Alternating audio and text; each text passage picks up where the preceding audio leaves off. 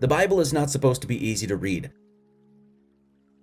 The Bible was written to be difficult to read. This is part of the journey for the initiate, to surmount the mysteries presented within its stories and discover their true mystical or erudite meanings.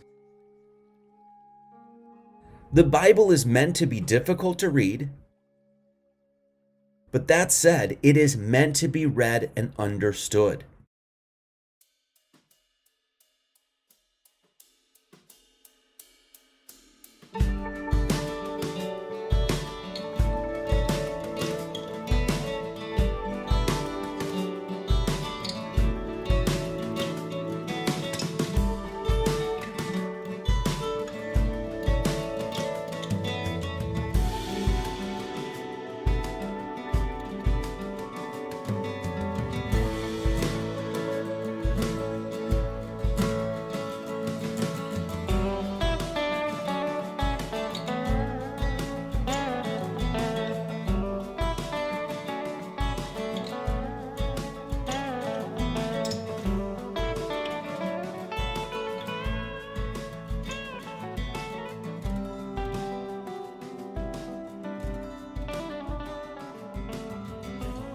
What astrology is really all about is astrologic. It's the study of the stars. And ultimately, what astrology is a study of time.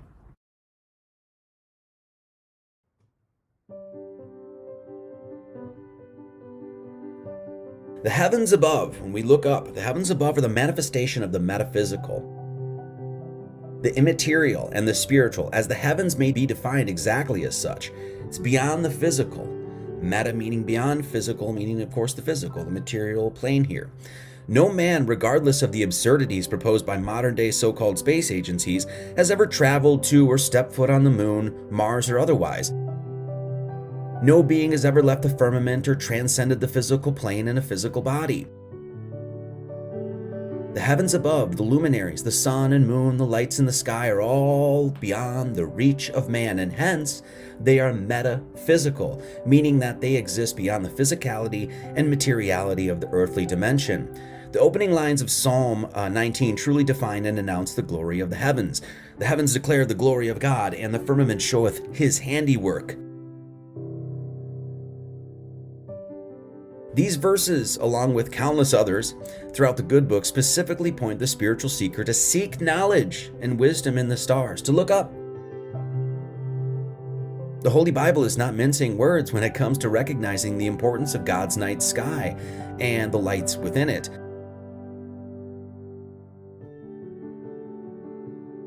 The stars of the firmament, the cycles of the luminaries in heaven, the sun and the moon, all form a monomythical story, a scripture in the stars, one which is available for all eyes to see. So we're going to do a lot of star study today, okay?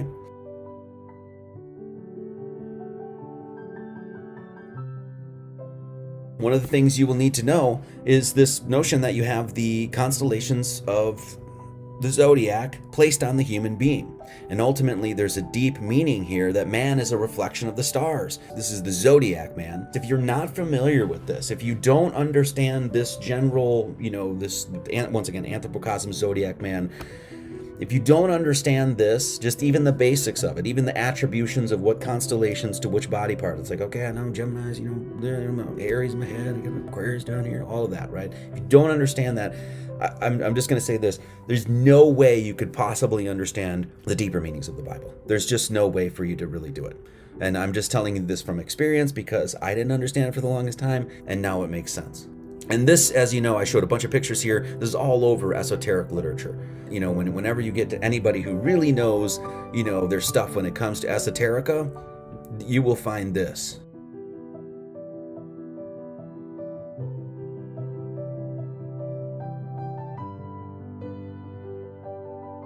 I just want to talk about a few places that I've covered before that shows clearly and explicitly, without question or controversy, that you can't even understand what you're reading unless you bring astrology to bear on it. This is Revelation 4:4 to 4:8. And round about the throne were 24 seats. Well, there's 24 seats. Well, what are they trying to reveal to you? What are they pointing at? It's the 24 hours of the day. There were 4 beasts, and the beasts they were full of eyes before and behind. What are these beasts doing? They're looking into the future and into the past, and they're going roundabout in 24 hours. And the first beast was like a lion, and the second beast was like a calf, and the third beast had a face of a man as a man, and the fourth beast was like a flying eagle. How do we know we're talking about a star study here?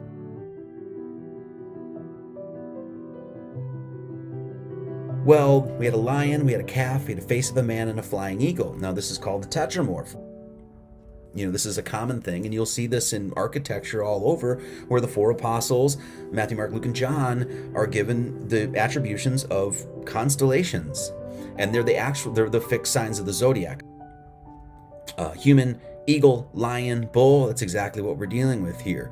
We had the face of a lion, calf, face of a man, flying eagle. And of course, that's Scorpio, Aquarius, Leo, and Taurus. Scorpio is usually known as the phoenix or the eagle. It's interchangeable. It's one of those constellations that are interchangeable.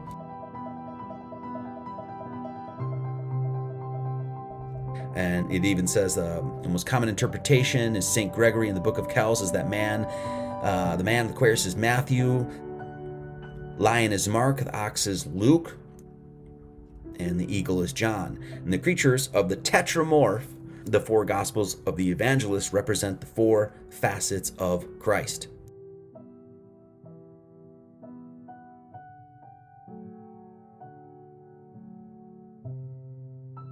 In Revelation, I believe this is, do I have this? 12:1 to 12:4 here, 12:3, it says, there was a great red dragon having 7 heads and 10 horns and 7 crowns upon his heads. And his tail drew the third part of the stars of heaven. So we had a great red dragon, a big beast, a serpent beast up there, and it had a bunch of heads, and it was huge. His tail drew the third part of the stars of heaven, Revelation tells us, right? And it says, I saw as one of his heads, as it were wounded to death, and his deadly wound was healed. Tried to kill the thing, was wounded, and it was healed. It healed itself automatically. So you cut the head off, it would grow another head, if you will. The constellation that they're mentioning here is Hydra. Hydra is the water snake. It's the largest constellation in the sky. Hydra is the water snake. It is the largest constellation in the sky. So when it says things like, having 7 heads and his tail drew the third part of the stars of heaven, they're pointing to a specific constellation in the sky. And that's Hydra. And the thing about Hydra is a multi-headed creature. So it had many heads, and one of the things it would do is that if you cut the head off, it would automatically grow another head. And then, of course, this dragon gave power to another beast. This beast got his power from another beast. What's the other beast? It's Draco. It's Draco. And that is the constellation. It's a big serpent in the sky that's constantly revolving around the center of the heavens, the throne, the center of the heavens.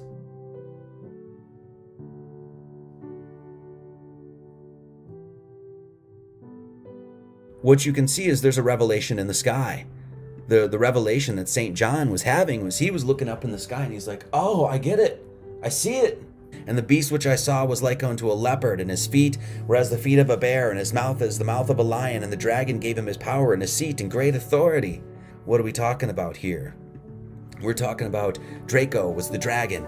The beast I saw which like was unto a leopard, and that's Camel lepardus. It's literally a camel leopard. And his feet were as the feet of a bear. Well, that's Ursa Major. Feet of a bear right there. And his mouth is the mouth of a lion. Well, that's the constellation Leo.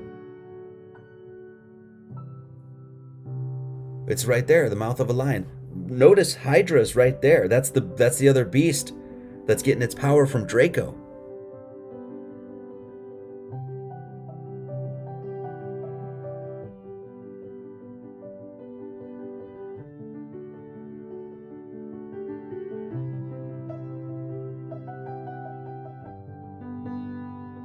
Mark chapter 1. The beginning of the gospel of Jesus Christ, the Son of God. The voice of one crying out in the wilderness. When we talk about the wilderness, what does wilderness mean? Well, it's a tract or region uncultivated and uninhabited by human beings. an area essentially undisturbed by human activity. So, what are we talking about here? We're talking about the stars.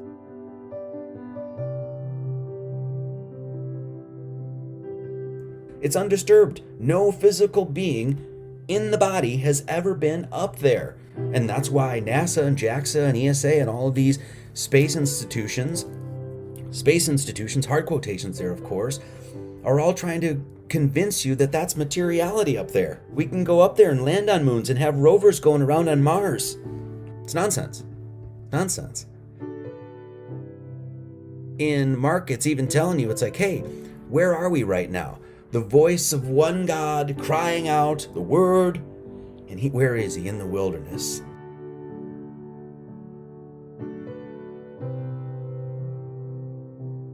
And they were baptized of him in the river of Jordan, confessing their sins.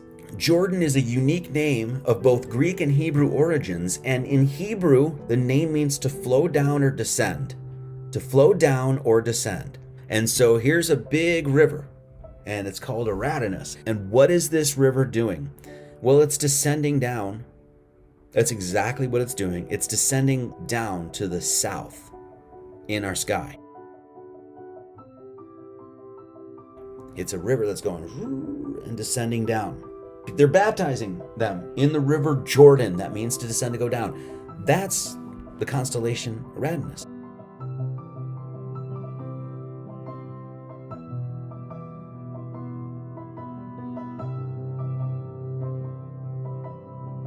And John was clothed with camel's hair and with a girdle of a skin about his loins, and he did eat locusts and wild honey. That doesn't sound very good. So in Cancer, there's a cluster of stars that's been long known as the beehive. So John was out there and he was eating wild honey. He was clothed in camel hair. Clothed in camel hair. And a girdle of skin about his loins, and he did eat locusts. Well, where's the locusts? Well, that's the constellation Lacerta. Lacerta is the name of a genus of lizards, a family in Lacertidae or whatever. Probably also Latin lacosta, grasshopper, locust. Locust.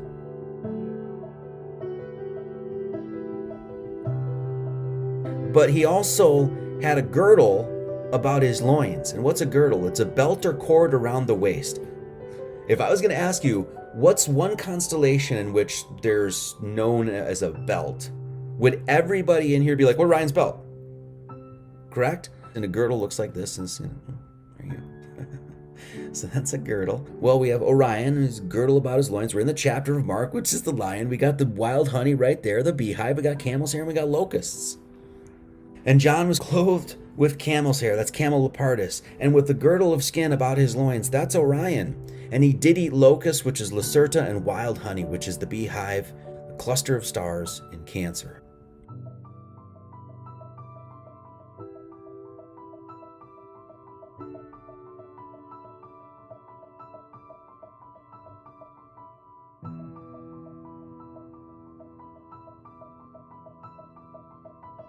Mark 3:17 says, and James, the son of Zebedee, and John, the brother of James. So we got two brothers here, John and James, and he surnamed them Boanerges, which is the sons of thunder. So we already know that John, the disciple, Apostle John, is represented as Scorpio, the constellation Scorpio. Mark is the winged lion. Of course, Leo. Luke is the winged ox, which is, of course, Taurus. Matthew is the winged man, which is, of course, Aquarius. Let's read this once again. Mark 3:17 says, and James, the son of Zebedee, and John, the brother of James, a couple brothers, he surnamed them Boanerges, which is the sons of thunder. Okay, Boanerges, New Testament, is a nickname applied by Jesus to James and John in Mark 3:17, a fiery preacher, especially one with a loud voice. Well, what's the sons of thunder? Zeus had a thunderbolt that was held by a bird. It was a bird, an eagle, that held Zeus's thunderbolt. Now, Zeus is known as Jupiter. So again, there's really no question about this. Zeus is direct correlation to Jupiter. Then we have Aquila, which is the bird that carries the thunderbolt.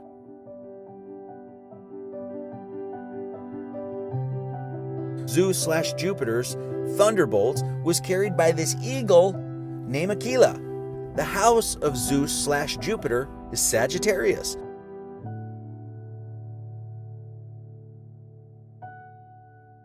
So the zodiacal sign of Sagittarius is the ruling planet Jupiter. Jupiter is the ruling house of Sagittarius.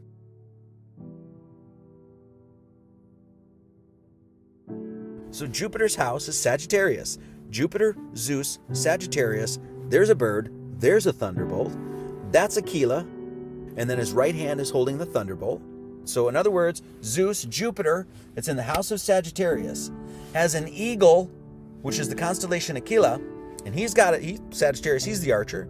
And right next to Aquila, this bird that's carrying Zeus's thunderbolt is a constellation called Sagitta. That's literally, in this sense, the arrow. Sagitta is a constellation usually associated with the arrow that Hercules used to strike down the eagle that Zeus sent to Noah. Let's go back here and let's read Mark again. And he's surnamed James and John, which we already know John is Scorpio/eagle. So who's James? James is Sagittarius.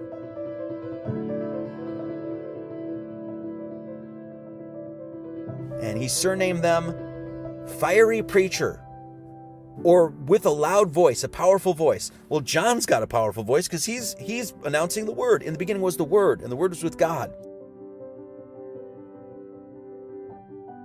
His brother, which is right next door to Scorpio, is Sagittarius.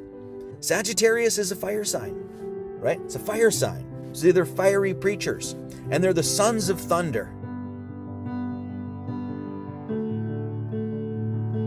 Now let's look up into the canopy of stars and let's make sense of this whole thing. So Sagitta is the constellation which is an archer. That's an arrow. Sagitta is the arrow, and that's right above the eagle, Aquila. So in other words, there's an arrow and a bird with a thunderbolt, and that Sagitta is mating with Aquila to create the sons of thunder.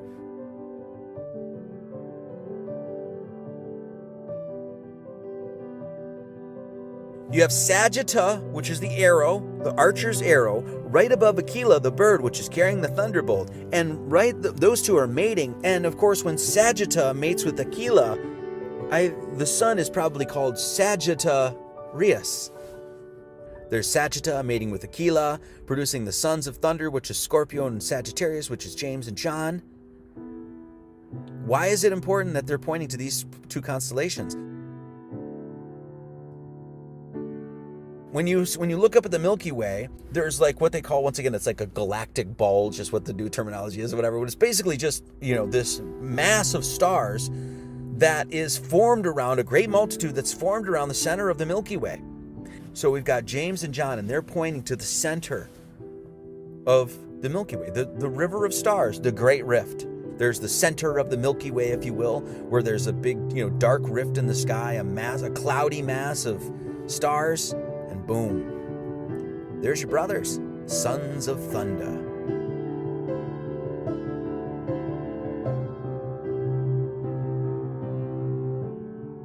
Behold, there went out a sower to sow. We have to go find a sower up above. We have to find a guy upstairs who is sowing the seeds. And that is, we'll call him Boots. Its real name is Boötes. I think is how you say that. Boötes is the constellation Boötes. We're going to call him Boots today, though. Now, Boötes is classically known in Greek myth to be the plowman, the herdsman. Boötes means the plowman. Every day, Boötes dug up the soil in his fields to make rows for his crops. He was a farmer. A plow is a farm tool for loosening or turning the soil before sowing seeds. And some of these seeds that Boots was sowing, they fell on the stony ground where it had not much earth. So if you see Hercules is right there, so Boötes is literally just left to where it says stony ground there, okay? So Boötes is literally right there. If you see Hercules, this is it's called an asterism. An asterism is a group of stars, usually about like 4 stars or whatever, that is really noticeable in the sky. They use asterisms to locate other stars. The asterism of Hercules is literally called the keystone. Right up top of Hercules is Ophiuchus. And Ophiuchus, that's another star asterism right there. And it's called the coffin. Hercules has the keystone, and right above is coffin. Well, what a coffin is gravestones, right? So there's your stony ground. The verse right before it says, and it came to pass as he sowed, as Boaz sowed, some fell by the wayside, and the fowls of the air came and devoured it up. What are the fowls of the air? Well, that's Aquila, which is a big bird, and Cygnus, which is another big bird.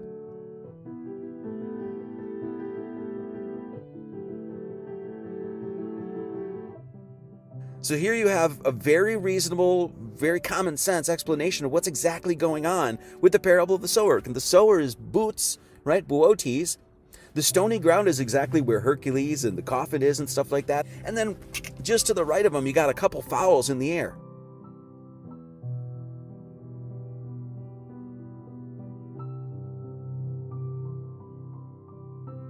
So we've mentioned many times throughout the last 4 or 5 live streams or whatever, about the fact that, hey, we're talking about the waters above, the canopy of the waters above.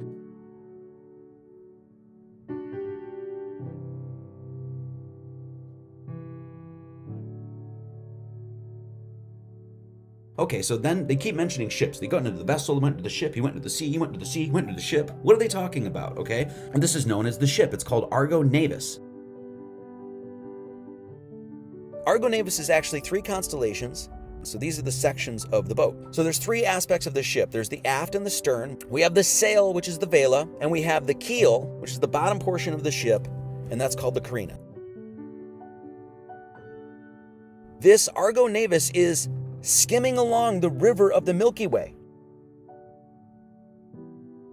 So there's your Milky Way river, the river of the Milky Way. Argo Navis is sailing on that river.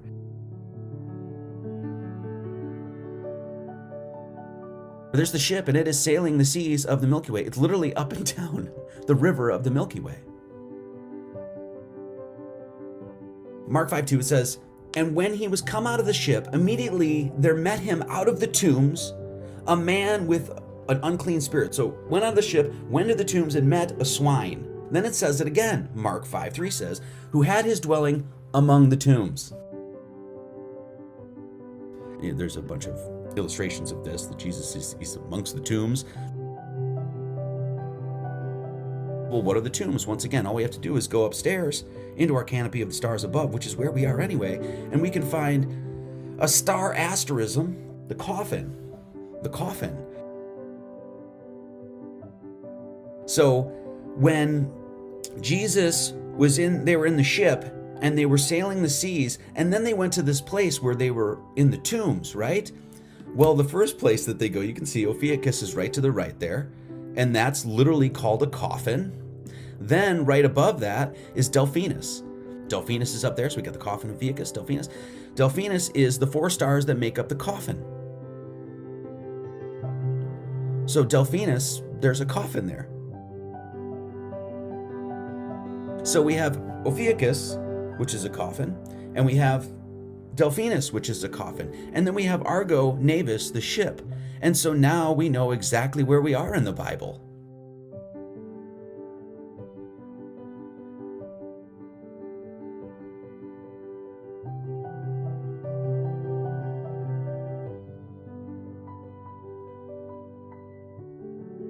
It says Mark 5 here, out of the tombs, among the tombs, no man could bind this guy. No, not with chains. Because he had been often bound with fetters and chains, and the chains had been plucked asunder by him, and the fetters broken in pieces. Neither could any man tame him. Mark 5:5 says, and always, night and day, he was in the mountains, and in the tombs, crying and cutting himself with stones. That's Hercules. The Hercules right there is the constellation right by the coffin of Delphinus, right by the coffin of Ophiuchus, right across from Delphinus, which is Job's coffin. This is your wild man. This is your man that could not be tamed. Well, and always night and day, he was in the stars above. It doesn't matter if it's night or day. Guess where he is? He's up in the canopy of the stars. And he was in the mountains. He was at the high place. He was at the tippy top. And in the tombs, Delphinus, Ophiuchus, the coffins. And he was cutting himself with stones.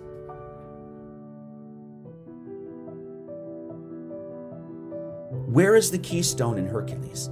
It's literally in his torso. It's literally in his torso. He's cutting himself with stones. He's in the wild. No, look at him. He's running around. No, he's a wild man. No man can tame this guy.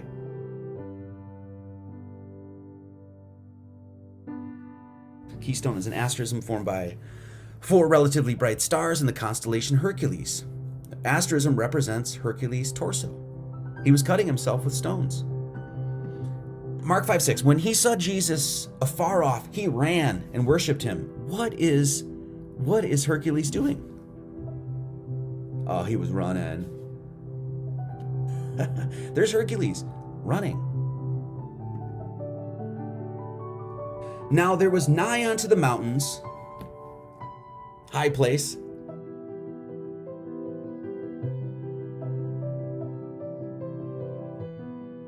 a great herd of swine feeding. What do swine feed out of? If you live on a farm, you already know that what a trough is. It's what animals eat out of. The word actually refers to the shape of the container and can mean anything that is low or hollowed out. Where is the trough here? The trough is the Big Dipper. It's Ursa Major.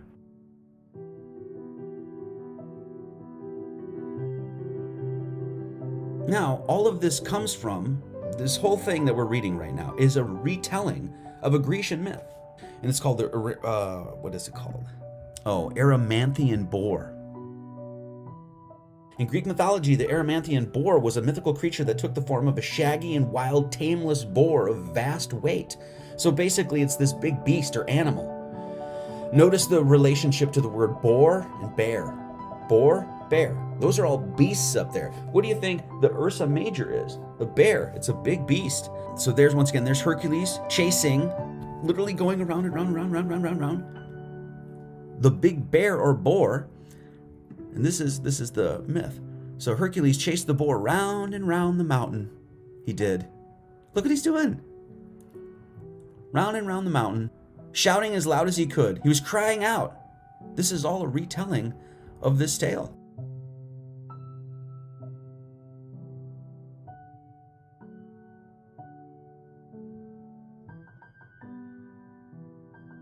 And behold, there cometh one of the rulers of the synagogue, Jairus by name, and when he saw him, he fell at his feet. But when he had put them all out, he taketh the father and the mother of the damsel, and them that were with him, and entereth in where the damsel was lying. And he took the damsel by the hand, and said unto her, Talitha cumi, which is being interpreted, damsel, I say unto thee, arise. How many times are they going to say damsel here? And straightway the damsel arose and walked. This daughter is a damsel, as we see, damsel. And he even goes on to say that the father and the mother of this damsel. So we already know that Jairus here has a daughter. This whole thing, the rest of this chapter, is all a retelling of, once again, a Grecian myth, star theology, if you will. And what it is the story is Cassiopeia and Cepheus.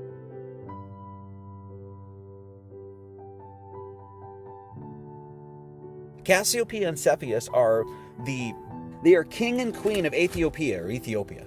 Cassiopeia and Cepheus right there. So there's the two constellations that we're looking at, okay? So Andromeda, Cassiopeia, and Cepheus. So there's the king and the queen. King Cepheus, Cassiopeia had the daughter Andromeda. She, a daughter of royalty or nobility, right? Which is what a king and queen is. Cepheus, Cassiopeia is literally defined as a damsel, a woman of royal birth in distress, in despair. The reason that we're focused on these constellations right now in this story is that these constellations make up or point to, once again, the pole star, okay? These are what is known as circumpolar constellations. So Andromeda is not necessarily a circumpolar constellation, but her mother and father, the king and queen of Ethiopia, Cassiopeia and Cepheus, absolutely are.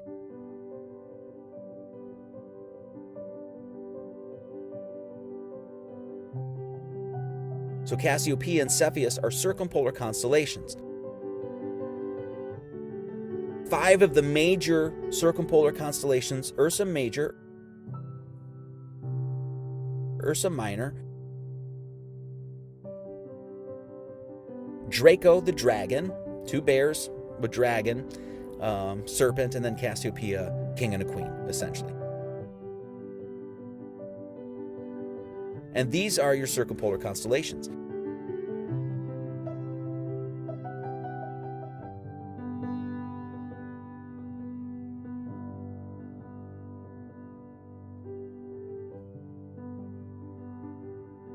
So his daughter lieth at the point of death. So there's Jairus, that's Cepheus, and Andromeda, which is Jairus' daughter, is at the point of death. What's the point of death? Well, Andromeda literally lies at the point of death. My little daughter lieth at the point of death. What's the point of death? It's the constellation right by Andromeda. It's Triangulum. She's lying at the point of death. There's his daughter lying at the point of death. Jairus' daughter, this is Andromeda. Andromeda is always shown, or more often shown, tied to a mountain. She's chained to two pillars or a mountain. There's Andromeda again, chained to a mountain, two pillars. The damsel in distress is a recurring narrative, a device or trope in which one or more men must rescue a woman who has either been kidnapped or placed in great peril. Of course, we see this all over. There's a dragon, there's a woman that's in peril, she's in distress, she needs to be saved. Princess and Dragon is a generic premise. Of course, we also know of Saint Michael, the dragon slayer. There is Andromeda, the princess and the dragon. Now, who's the dragon? That's Draco. Draco, big dragon circling the heavens. And you're a warrior, and you gotta go fight that dragon and get to the center of the thing and free the woman. Right by the pole star, we've got a big serpent, a big dragon that's circling around that pole star. And that's the old serpent, the devil. And what is that Draco doing? What is that dragon doing? What is that old serpent doing? It's trying to keep you from your center. That story's in the heavens.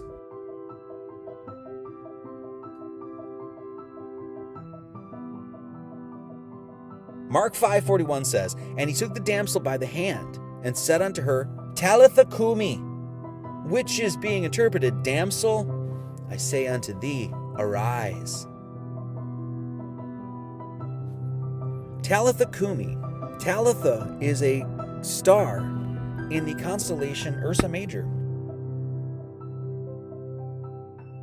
Ursa Major is one of those circumpolar constellations.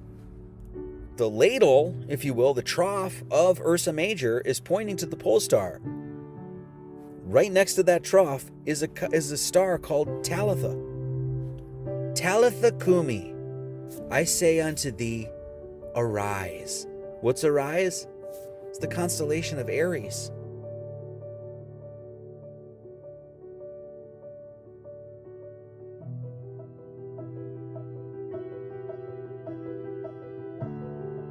Let's go back to his sisters. Jesus has got some sisters. Who are the sisters? Well, once again, when we talk about, hey, we're in the canopy of the stars above, this is the Pleiades. Okay? They're known as the Seven Sisters. And it's northwest of the constellation Taurus. The Pleiades were seven sisters. This is the Grecian myth, a titan commanded by the god Zeus to hold up the earth. So the Pleiades, these sisters, held up the earth. We've spent the last 6 live streams talking about we're in the stars all day long. And then, of course, we look for the seven sisters, and then the Bible doesn't even mention who these sisters are. That seems like pretty important information that they seem to be leaving out, doesn't it?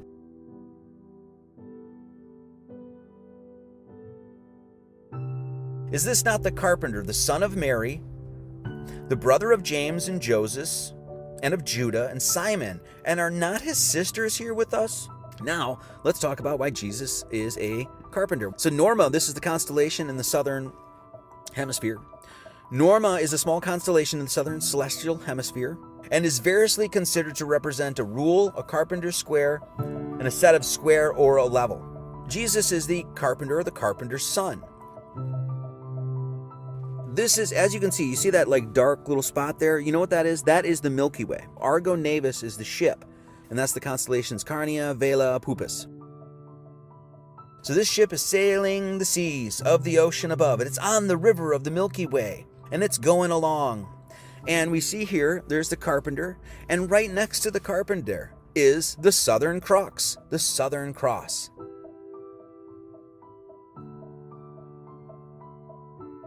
Carpenter, Norma, this is the carpenter's square, is going to die and be reborn on that cross. And he's going to lift that light up through the human vessel, through the temple of the human body, all the way up to the tippy top, the high point.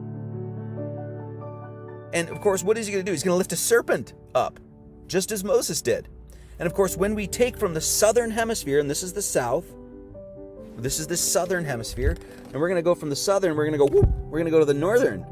And you're going to take that serpent, which is Draco the dragon, and you are going to get to that point in the center there. That's what you're going to do. That's your goal. And this is what is meant by John 3:14. And as Moses lifted up the serpent in the wilderness, even so must the Son of Man be lifted up. There's your carpenter. There's his cross.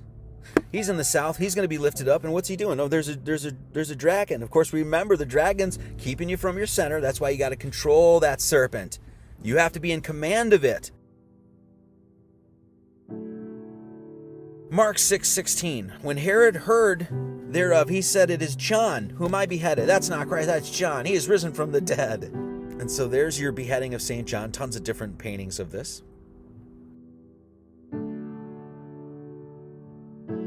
What's up with the beheading of St. John? What is this? Once again, this is a retelling of a Grecian myth. Eurydice and Orpheus. Grecian myth. And Orpheus, as you can see right there, Orpheus was beheaded. And usually it's next to a lyre, which is a stringed instrument, and we'll get into that. The first thing we notice in the symbolist depictions of Orpheus is that the vast majority focus on the decapitated head and the lyre. And the lyre is it's a music instrument. The dead Orpheus, in other words, continues to sing even in death. Orpheus with his lyre. There's some nymphs on the left there. They're looking into the water, and they're like, oh, that's a decapitated head. On the lower right there, there's Orpheus and his head. Next to a lyre, a musical instrument. There's another one, copy of ancient Greek vase depicted on Orphic oracle with the severed head. This oracle was still singing. The major stories about him are centered on his ability to charm all living things with his music, the lyre and its magical powers combined with the vocals of Orpheus. What's the first thing we hear about in John 1:1? In the beginning was the Word, the sound of God's voice echoing throughout creation, creating all things. Revelation 14:2. And I heard a voice from heaven as a voice of many waters, and as the voice of a great thunder. And I heard the voice, harpers harping with their harps. A harp is a stringed musical instrument that has a number of individual strings running at an angle to its soundboard. It's literally a lyre. Lyre. It's a variation of a harp. There's a constellation called Lyra. Lyra was often represented as a star or an eagle carrying a lyre.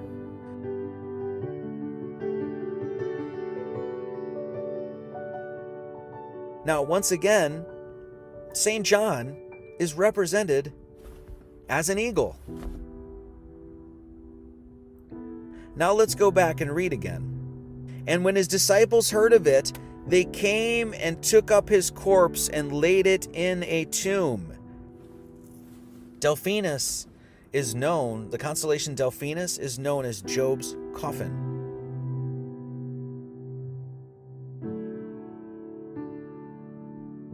So he laid it in a tomb. He laid it in a coffin. And right next to that coffin, literally right across from the birds.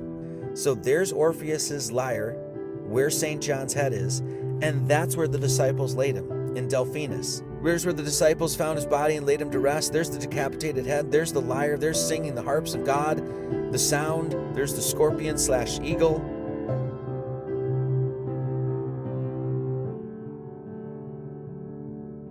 Mark 6:31 says, And he said unto them, Come ye yourselves apart into a desert place, and rest a while. And they departed in a desert place by ship privately. And then when the day was far now spent, his disciples came in and said, Hey, this is a desert place. What's a desert place? Well, what exists in a desert? Is it camels and leopards? That's the kind of animals that you'd find in a desert place, right? So where are we in the sky? And where is the lynx, the leopard, and the camel? Of course, there's Leo Minor there too.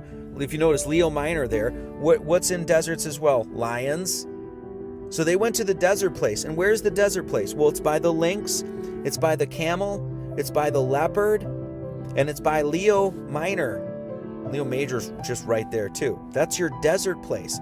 Literally the animals you'd find in a desert.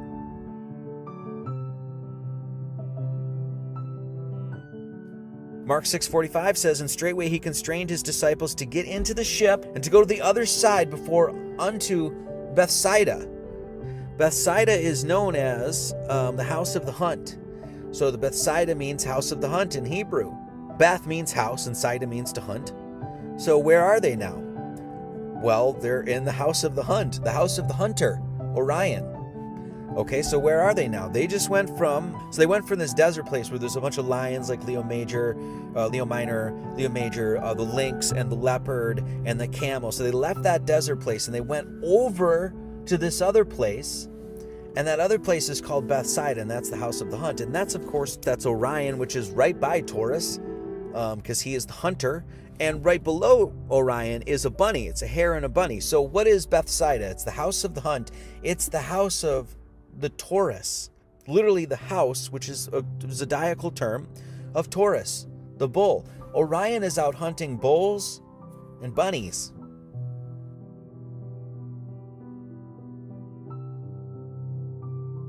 Mark 6:38 says, he saith unto them, how many loaves have ye? And when they knew, they say, 5 and 2 fishes. 5 and 2 fishes. And he brake the loaves, 5 loaves of bread, and gave them to the disciples to set before them. And the 2 fishes divided he among them all. And they did eat of the loaves, were about 5,000 people. You know, once again, if you've done any sort of study of astrology, this is pretty clear references to what's going on here. The 2 fishes are Pisces, and the 5 loaves of bread are what's known as Virgo, which is known as the house of bread. Virgo, the Virgin Mary is the constellation Virgo, also known as Virgo the Virgin. Virgo is also referred to as the house of bread, and the representation of Virgo is a virgin holding a sheaf of wheat. The house of bread and its symbol of wheat represents August and September, the time of harvest. Bethlehem, in fact, literally translates to the house of bread.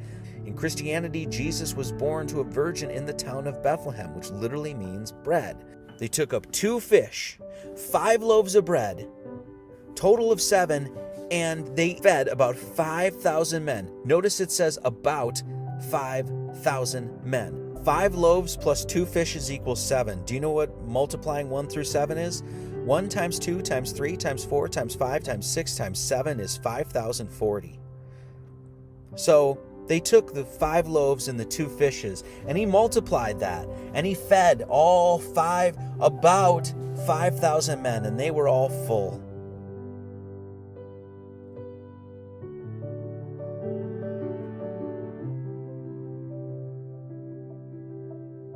The woman was a Greek, a Syrophoenician by nation. And she besought him that he would cast forth the devil out of her daughter. But Jesus said unto her, let the children first be filled, for it is not meet to take the children's bread and cast it unto the dogs. And she answered and said unto him, yes, Lord, yet the dogs under the table eat of the children's crumbs. And then it says, this certain woman, who we're going to discover is Andromeda, it's a daughter, and this daughter fell at Jesus' feet. Once again, when we look at Jesus' feet, in the zodiac man, what is that? Well, it's Pisces. Pisces is represented by the feet.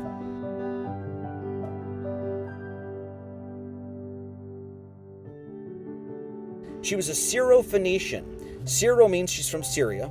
And Phoenician in Greece and Rome, the Phoenicians were famed as traders in purple.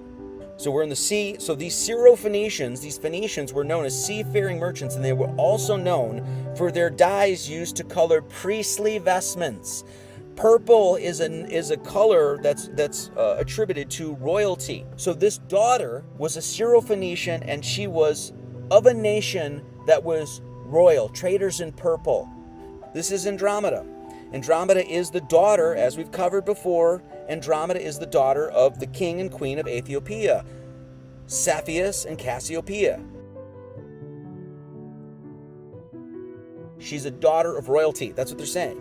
We have Syrophoenician, which is a daughter of royalty, because she is the daughter of Cassiopeia and Cepheus, and that's in the purple there. And they're pointing to Andromeda. Now, Andromeda fell at Jesus' feet, which is that Pisces right there. So fell at Jesus' feet. And because she wanted the devil cast out. And what's the devil? Well, that's Draco. That's Draco. Draco the devil that's constantly circling around the circumpolar constellation, constantly keeping you from your center.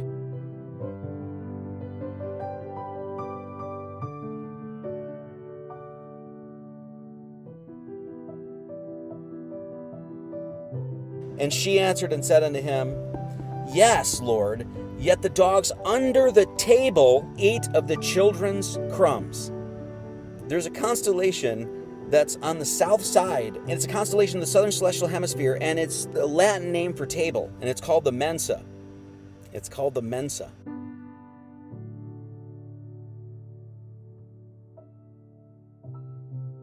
There's Mensa, there's the table. So there's a table there, southern celestial hemisphere, there's a table.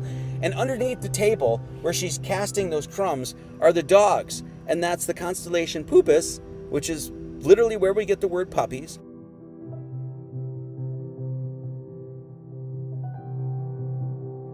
Canis Major and Canis Minor.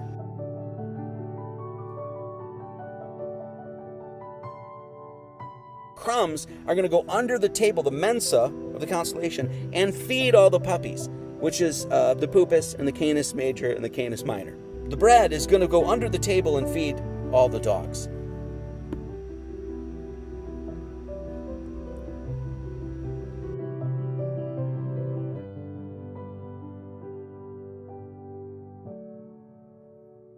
What is salt? Well, salt is cubic in form. In crystallography, the cubic or isometric crystal system is a crystal system where the unit cell is in the shape of a cube.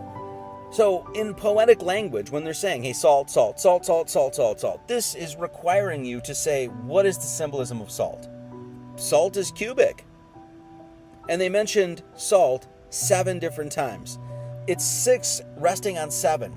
The form of the cube is 6 around 1. It's basically 6 sides making one geometric form. So 6 resting on 7. This is what Genesis is. We've talked about this plenty of times. What are they saying? Well, first off, you have to know Revelation. The city of God is a cube. Distinctly a cube. So the place where God lives is a cube. And the city lieth foursquare, it's a square, and the length is as large as the breadth. And he measured the city with a reed, 12,000 furlongs. The length and the breadth and the height of it are equal. It's a cube. Have salt in yourselves, is what it says. And have peace with one another. That's how the chapter ends. Have the city of God within yourselves. And have peace with one another. The cube is a representation of you.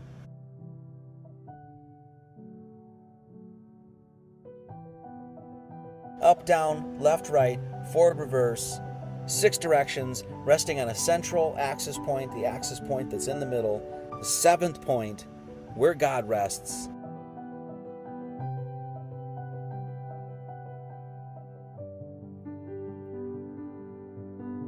Salt is Scorpio, Aquarius, Leo, and Taurus. This is the fixed signs of the zodiac.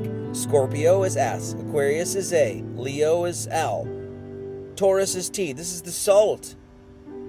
Wherewith will ye season it? Season. What is the zodiac? It's a mapping and tracking of what? The seasons.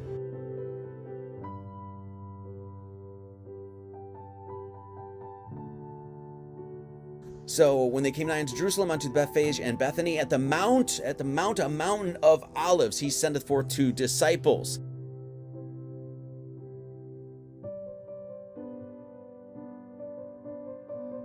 The Mount of Olives. The Mount of Olives, it separates the most holy place, the Temple Mount, from the Judean desert to the east.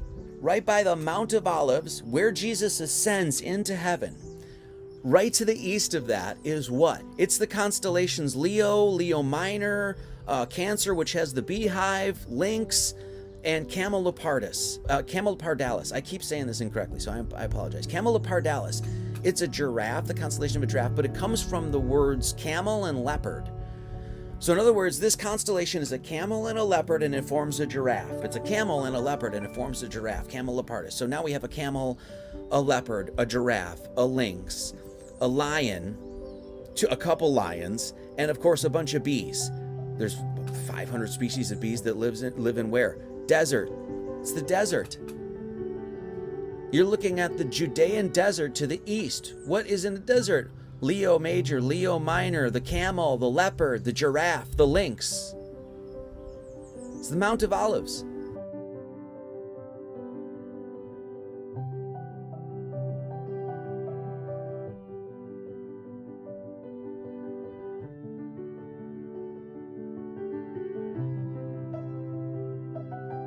And saith unto them, Go your way into the village over against you, and as soon as ye be entered into it, ye shall find a colt tied, whereon never man sat. Loose him and bring him. Virgo, the house of bread, and Leo are over against, the village over against them.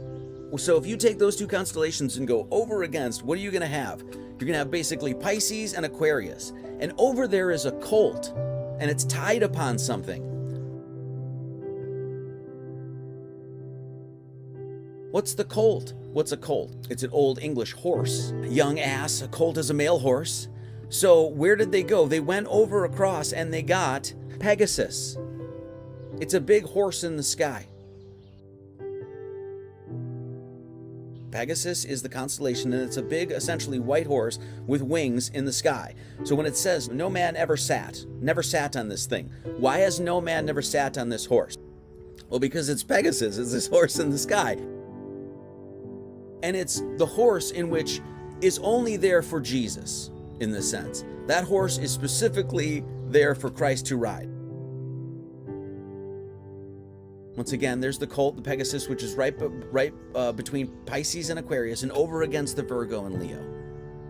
And they went their way and found the colt tied by the door without in a place where two ways met. What are the two ways? Right by Pisces and Aquarius is where the your equatorial your circumference, right, with essentially the equator of the Earth that is put towards into the heavens, meets up with the ecliptic. So right where the colt is, whereupon never man sat, two ways met right there. You got two ways that are meeting.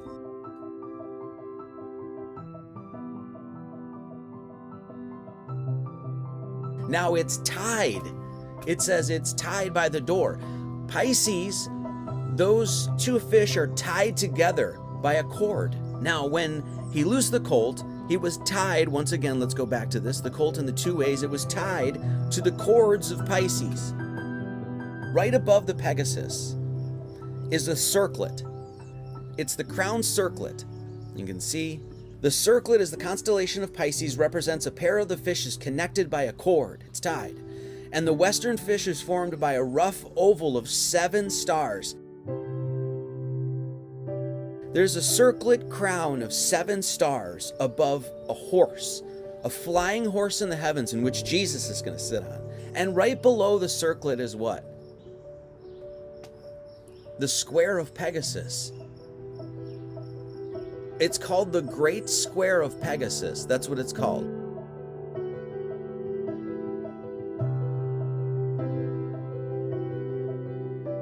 Jesus is mounting on the Pegasus, the white horse which is only he is sitting on, riding into heaven, and while doing that, he's squaring the circle.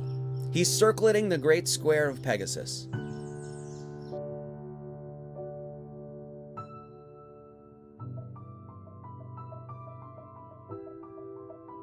Go ye into the city, and there shall meet you a man bearing a pitcher of water. Now, a lot of people know that Aquarius is the man bearing the pitcher of water. Go ye into the city, and there shall meet you a man bearing a pitcher of water. There's Aquarius, there's the man who's the water bearer, of course. Now, a lot of people don't know that the water Aquarius also has the asterism, the star asterism of the water jar. And then it says this, and wheresoever he shall go in. Where's he going in? The place where the ecliptic and the equator meet.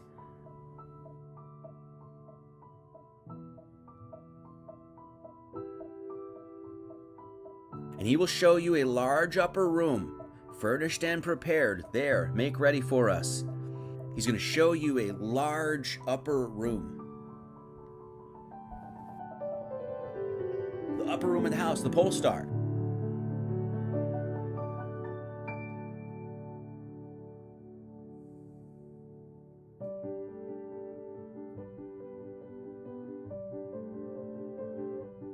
And they compel one Simon, a Cyrenian, the father of Alexander and Rufus. So who is Alexander and Rufus? The name Alexander originates from Greek. It means defending men, to ward off, avert, defend, to warrior, battle prowess. Now what is Rufus? Rufus in biblical name means red. That's what it means. Red. So here we have this guy was a father, and he fathered what?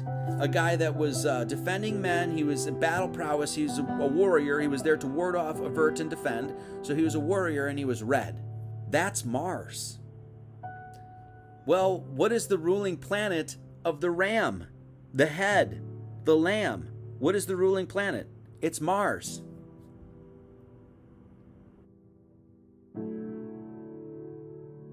Mark 15:22 says this. And they bring him unto this place called Golgotha, which is, comma, being interpreted, comma, the place of the skull.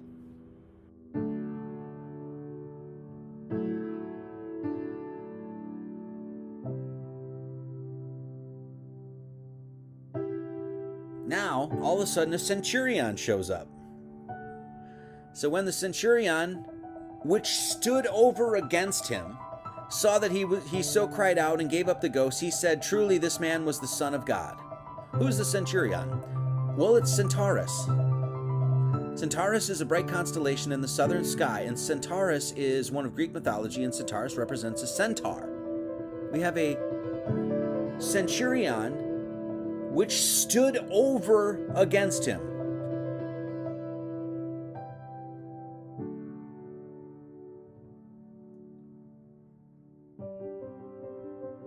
When we are in the winter solstice, in the winter, right? And the sun is getting less on the horizon, and less and less and less, and then finally gets to a point where it's quote unquote dead for 3 days and resurrects. And where is all of this happening? The area of the Southern Cross. Jesus on the cross, the Son on the cross, and it's all happening. And all of a sudden, a centurion shows up, and where is this Centaurus in the sky? Standing over the Southern Cross. So this is your winter solstice. This is looking at your southern hemisphere, 21st, 22nd. And then you have those 3 days, and then the 21st, as you can see on the left there, December 25th, that would be Christmas. So you have essentially the 3 days before that where the sun is in the tomb, he's dead. And he's standing over the Southern Cross, so the southern, literally, crux, which is crucifixion. Right by the Southern Crux, Jesus the carpenter on a cross, is 2 constellations called Circinus and Norma.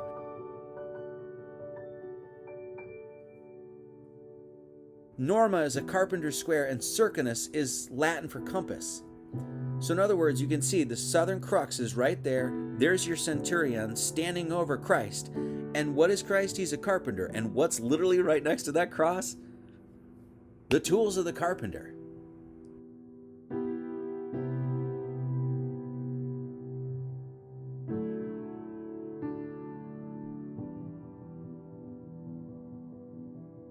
If you look to the south, you see the Southern Crux right on the horizon. Then you turn around and you look at the north, and then you see Cygnus, which is the Northern Cross. And where's the Northern Cross? It's right on the horizon. The Southern Crux is like this, but it's like in the ground. It's like almost like touching the horizon. You turn to the Northern Cross is Cygnus, and it's literally on the side, as if it was being buried.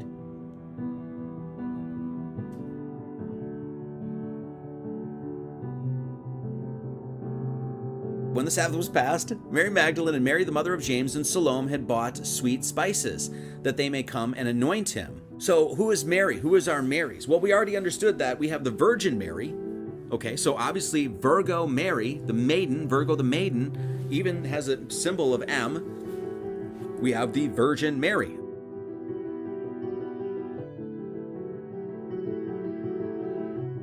We could also actually consider her as well, Mary Magdalene. Jesus cleansed her of the 7 devils. So she was pure. She was virgin, she was pure, she was cleansed. We have 2 constellations here.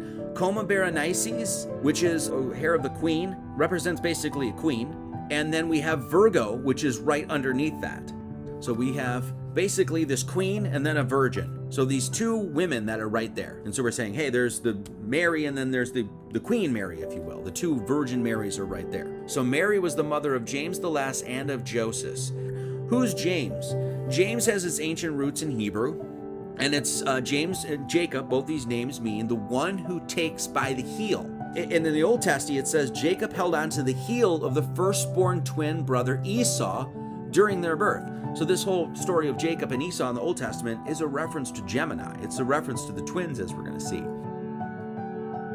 So while Jacob and Esau were being born, Esau's born first, and Jacob holds on to the heel of Esau. Gemini, one of the stars in Gemini, a brilliant white star in the left foot of the southern twin, a bright-footed Gemini. According to Bullinger, it means hurt, wounded, or afflicted, and it has been called the wound in the tendon of Achilles. Basically your foot, right? Your foot, your heel. And those are the 2 stars, Propus and Alhina, that make up the heels of Gemini.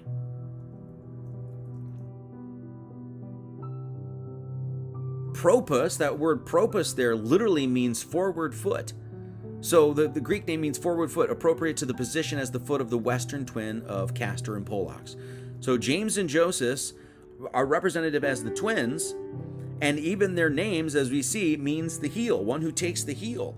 So here we have Gemini right there. Then we have Mary, the mother of James, and James the Less and Joseph. That's Gemini. And then we have Salome. What does Salome mean? Salome means peace. It's a female name given from the Hebrew word meaning peace. Salome comes from shalom. Shalom, like hello, peace to you kind of thing. So this is the constellation Columba. Columba is the dove. It's a faint constellation. It means dove, and so it's a symbol for peace. And this ties right into the Noah's Ark story as well.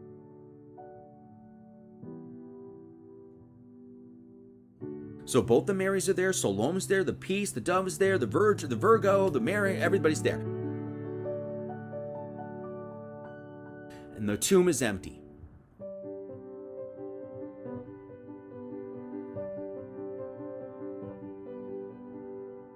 Mark 16:3, and they said amongst themselves, who shall roll us away the stone from the door of the sepulchre? And when they looked, they saw that the stone was rolled away. For it was very great. And entering into the sepulchre, they saw a young man sitting on the right side, clothed in a long white garment. Well, the main body, if you will, of Ophiuchus is actually called the coffin, as you can see there. Ophiuchus, the snake handler, and there's the stars that make up its central asterism, is the coffin. It's a grave, sepulcher. So we know there's a grave and then there's a stone. So what's the stone? Well, the stone is the keystone. It's another star asterism in Hercules. Keystone is an asterism formed by 4 relatively bright stars in the constellation Hercules. The asterism represents Hercules' torso. Those 4 dots where it says Hercules right there, right? Those 4 dots are considered the keystone. And that keystone is right in front of the coffin, the sepulcher. It says, when they looked, they saw that the stone was rolled away, for it was very great. They're telling him, well, the stone was pretty damn big. Okay, well that makes sense because Hercules is the 5th largest constellation. Saw that the stone was rolled away, for it was very great. So there's your sepulcher, there's your grave, there's the keystone that's in front of it's very big stone, right in front of the coffin. Who rolled away the stone is the question. That's the big question, right? And so it's like, well, the Lord rolled away the stone. That's who rolled away the stone. The Lord did it. This account reports that the angel of the Lord rolled away the stone that covered the tomb. As if to show his awesome strength, the angel sat upon the stone after rolling it away. Does this look like you could say that that's Hercules sitting on the stone?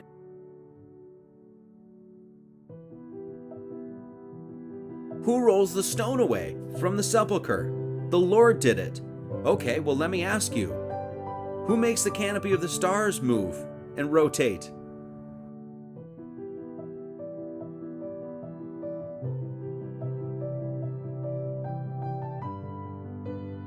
God is rolling away the stone as he's sitting on the keystone in front of the sepulcher.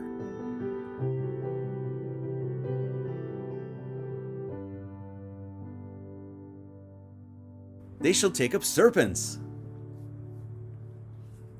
Well, this is the same as Moses lifting the brazen serpent, you know, the whole story. As Moses lifted up the serpent in the wilderness, so must the Son of Man be lifted up. What is this a reference to? Well, this is a reference to Kundalini.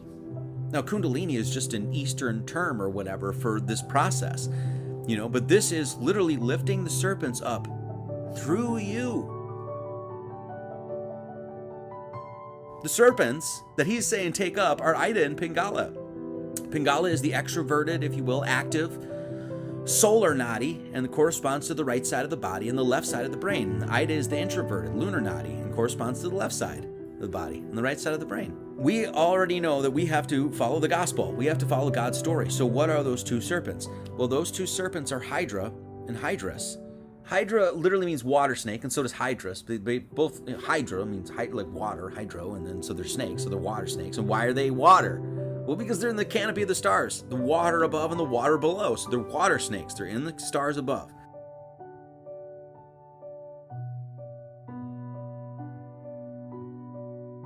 Hydrus means male water snake, as opposed to Hydra, which is a much larger constellation that represents a female water snake. One's a male and one's a female. The female is really big, really long, as you can see in the top there. That's the female. And then the male, as you can see, it forms a triangle. It's very small, pretty small constellation. Hydra is one of the biggest constellations. Hydrus is very small. As you can see, Hydrus is a triangular constellation, as you can see right there, and it's in the southern hemisphere, southern part. Triangular constellation right near the bottom. Well, that's your sacrum. And there's your sacrum, which is a triangular bone just below the lumbar vertebrae, which is literally what starts your spinal column. So this is where it looks like in relation to our story, though, and that's what's important. So we have Ida and Pingala, the two opposite serpents that intertwine up the pole, up the shaft of the human being. And where are these serpents? Well, there's Hydra, which is literally the constellation right above Centurion, or the Centaurus, which is literally right above the cross. And what's below the cross? Hydrus. There it is. So there's a visualization of the center pole of the stars. There's a center pole, an imaginary center pole through that connects the southern point to the northern point. And everything revolves around us. Well, that southern point, you see the Hydrus, and that leads right all the way up to Draco, which is the serpent at the very top. Hydra, Hydrus, and Draco all revolving around a center pole. And that, my friends, is your Ida, your Pingala, and your Sushumna. And what's at the very top? Your Sushumna. And what's at the very top? Draco, which revolves around what? The northernmost point of the heavens, the pole star.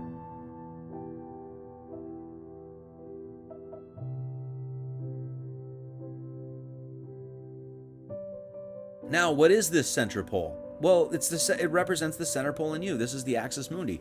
It's the Latin term for the axis of the earth between the celestial poles. A line or stem through the earth's center, connecting its surface to the underworld and the heavens around which the universe revolves. This is the axis of the rotation of the celestial sphere. They're one and the same.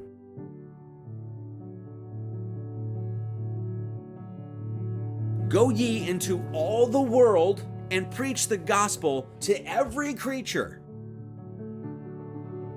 God spelled glad tidings announced by Jesus, a good spell from good, God, and spell, which means a story or a message.